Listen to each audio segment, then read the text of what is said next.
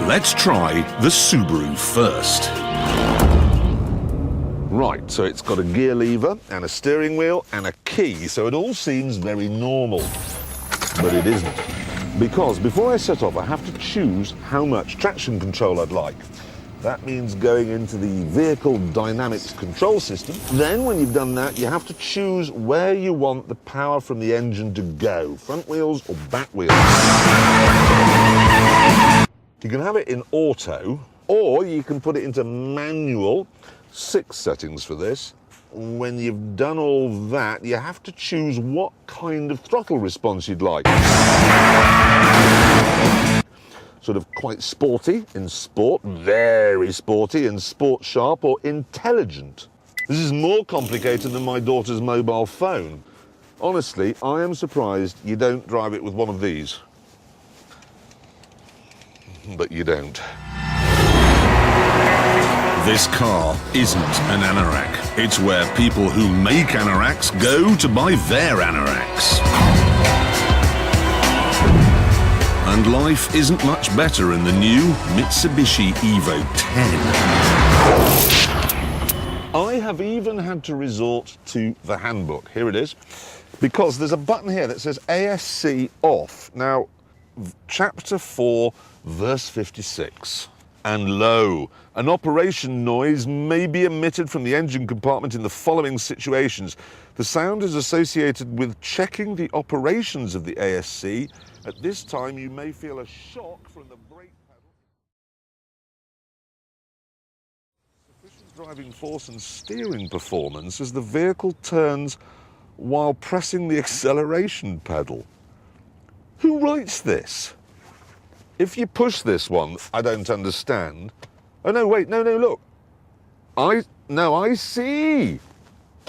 This is to tell it whether we're driving on tarmac or gravel or snow.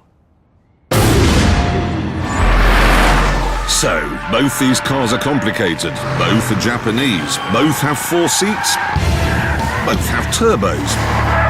Both have 4-wheel drive. Both were born in the world of rallying.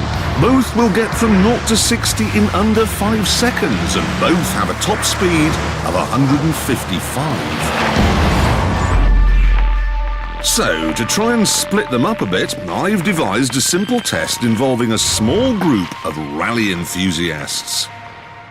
Now, I know it's not very realistic. I mean, this one on the end, for example, is a girl. Rally enthusiasts in true life have no concept of that. Anyway, this is what I have in mind. Anyone who's seen rallying on the television will know that the spectators like to get as close as possible to the action. So what I'm going to do is see how close I can get to them in each of the cars, flat out, without mowing any of them down. Okay, Mitsubishi first. I've had a 14-year-old set up all the computers for me. So let's see what's what.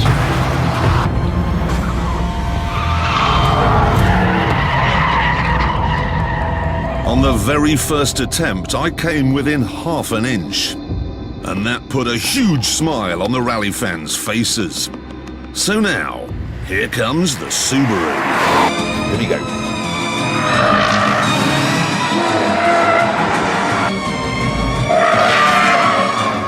Ooh, sadly the teenager had set the car up all wrong and it had understeered wide. The spectators were livid. I therefore decided to have another go. Turn in, no power on, the back will come round. Yep. That's the face of a man who's lost his bovril. So to cheer him up, I had one last attempt. Turn in, no power. This went so badly, it's not really suitable for family viewing. In the olden days, it was very close between the Evo and the Impreza. It was like Chelsea and Manchester United, but now, with these new models, it's like Chelsea and... don't know enough about football.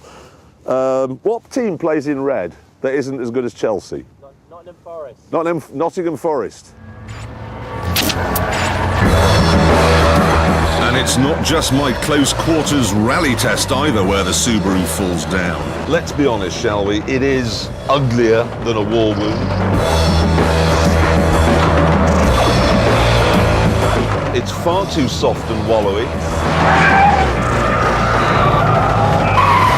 It sounds like it's running a Mogadon. And the only reason they can sell it for £25,000 is because it has fewer luxuries than, I don't know, an Egyptian's lavatory.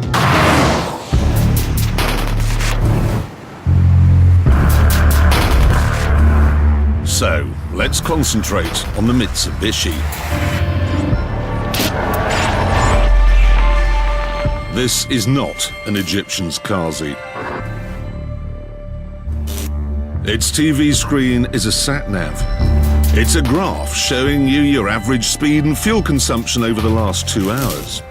And it can be used to watch films from your iPod. But don't think this car is aimed at an audience which isn't old enough to drive yet.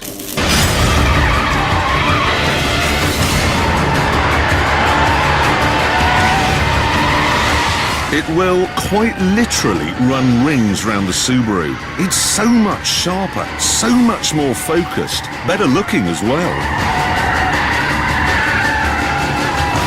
And the engine in this FQ360 model is such a tower of power, it can keep all 4 wheels spinning endlessly.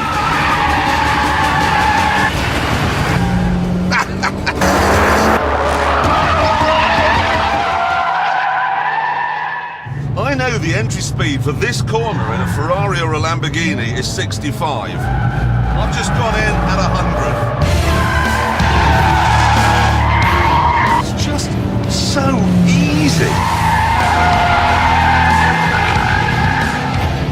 It is genuinely incredible. And I do mean that. There is no car that handles like this one.